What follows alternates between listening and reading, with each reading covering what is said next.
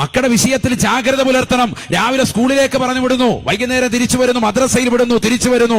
എത്ര മണിക്ക് സ്കൂള്, എത്ര മണിക്ക് അവിടുന്ന് വിടും, എത്ര മണിക്ക് വീട്ടിലെത്തണം, അവിടുന്ന് ഇങ്ങോട്ട് വരാനുള്ള ടൈം, ഇതൊക്കെ പണ്ട് കാലത്ത് വാപ്പാക്കും ഉമ്മാക്കും പക്കായിട്ടറിയാം. ഇന്ന് ഒരു ശ്രദ്ധയില്ല വാപ്പാക്കും ഉമ്മാക്കും. രാത്രി 12 മണി കഴിഞ്ഞാലും വാപ്പാക്ക് ഒരു ടെൻഷനില്ല, ഉമ്മാക്ക് അതിലേറെ ടെൻഷനില്ല, ഒരു ടെൻഷനും ഇല്ല. ഒരു മോളെ കാണുന്നില്ലല്ലോ, അത് വന്നോളൂ, നിങ്ങൾ പോയി കിടന്ന് ഉറങ്ങിക്കോ, പോരും. രാത്രി 11:30 ആകുമ്പോഴത്തേക്ക് 4 കാലും പറിച്ച് വരികയാണ്. ഏതെങ്കിലും കൂട്ടുകാരന്റെ ബൈക്കിന്റെ പറയും വന്ന് ഇറങ്ങാണ്, റാഹത്തായിട്ട് അകത്തോട്ട് കയറി, അസ്സലാമു അലൈക്കും, ഫുഡൊക്കെ അടിച്ചിട്ടുണ്ട്, റാഹത്തെ, അവൾ കുഴിമന്തി അടിച്ചായിരുന്നു, ടാറ്റ ബൈ ബൈ, നേരെ ബെഡ്റൂമിലോട്ട് കയറുവാൻ, സാധനം അടിച്ച് വെച്ചിരിക്കുക.